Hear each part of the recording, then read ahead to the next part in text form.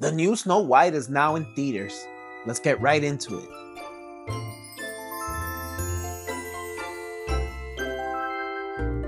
Alrighty guys, welcome back to the channel once again. Please like and subscribe if you're a casual moviegoer.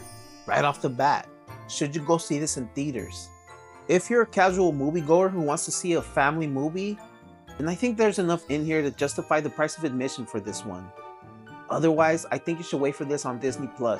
Okay, so first off, I'm going to tell you what this movie is about, and then we'll get into the nitty-gritty.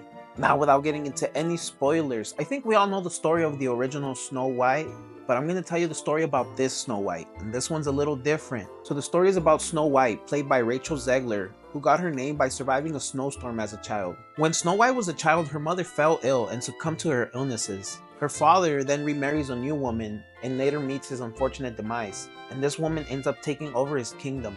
That woman is the evil queen, played by Gal Gadot.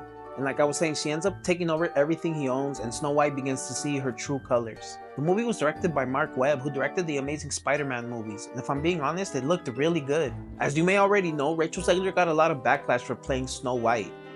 And in my honest opinion, she was just alright. She completed the mission, and that's all I'm gonna say. Gal Gadot, on the other hand, I don't know what it was about her, but I feel like she dropped the ball here. I don't mean to sound negative, so I will say that she actually did sing in the movie, and she can actually really sing. And speaking of which, this does have some new songs thrown in there, along with a few from the original. Why this movie wasn't called Snow White and the Seven Dwarfs is beyond me. I mean, they did change a couple of things, so I guess that's why.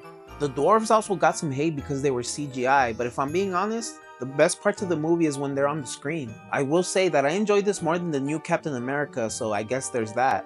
Also, my screening was pretty empty, which wasn't a surprise, given all the controversy surrounding this movie might be bigger than the actual movie. I actually made a video covering the entire thing that I'll link down below if you want to see that after this. And that brings us to the end of this review. Despite all the controversy, are you still gonna go see this in theaters? Leave it in the comments below. Please like and subscribe for more movie related videos.